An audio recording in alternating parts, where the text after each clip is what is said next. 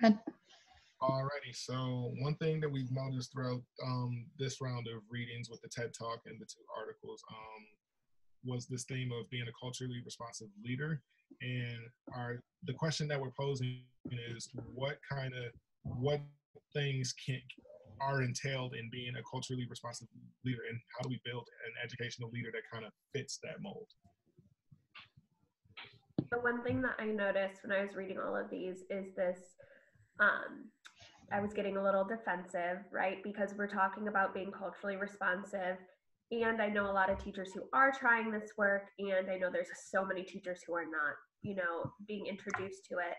And I feel like especially in the TED Talk, it was this idea of, I don't even think most educators realize that there's something they're not realizing about their students. Like, I think that systematically we haven't created a space yet where people can even recognize that, like, the cultural responsive piece is the piece that's missing.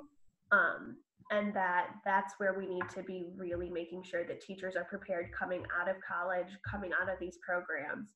And once they can do that and they have that awareness already set in, then they can really get to know their students, their schools, their communities in a more appropriate way.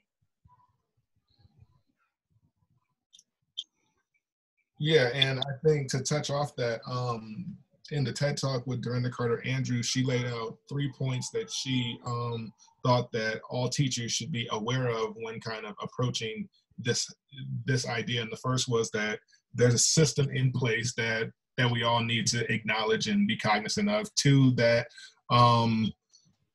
and that in this system, students of color are forced to like try to succeed when the deck is really stacked against them.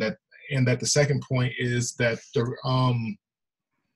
like I said, educators must recognize that this is a real system, and that the third one was that meritocracy, like, it's very much a myth, and it really only works for students that know that this system exists and that aren't really bogged down by these forces of oppression. Yeah. What you were saying about meritocracy reminded me of the article that talks about charter schools, the racial opportunity cost, and the sort of myth of even having the choice to get into those schools because of the way that it's structured for students to get in and applications, and the schools don't have to take, they can pick and choose which students they want to serve. They don't have the regulations that require them to meet the needs of special education students or things like this. But also, like, in terms of teacher quality and preparation, they could skirt, even if universities are trying to develop some kind of critical consciousness, which they're not doing anywhere near enough of. But even if they were, charter schools can kind of exempt themselves from that because they don't necessarily have to hire people to teach who have gone through a teacher education program. So, the thing that kind of gets pitched as a possible solution or seems enticing to families of color who feel, rightly so, very much betrayed by the public education system is recreating those same things, and maybe even at a worse scale. Mm-hmm. And another thought from that same article, the racial opportunity cost article, I was thinking about, we're talking about being a culturally competent leader. And one of them, it was talking about parent involvement and the way that we view parent involvement. Like, how has that been, what are the norms that we associate with parent involvement, and how is that normalization of certain actions kind of excluding or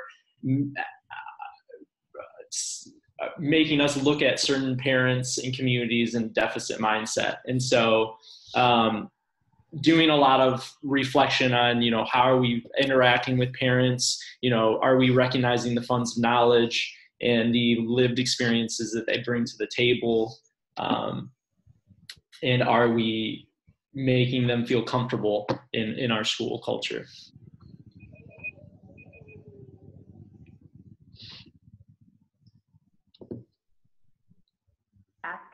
We can't hear you.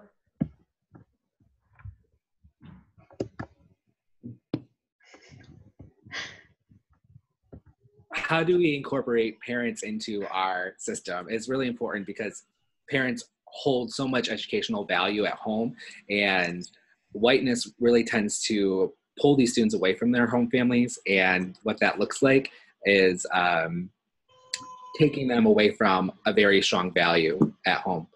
And I think when we are being culturally responsive, it's recognizing that our students have educational experiences that are just as valid at home as they are at school as well. And how do we make a welcoming environment for these students of color and their families, so then we can actually address desegregating our schools rather than just saying on paper after Board and Brown saying we're desegregating, but culturally we haven't yet.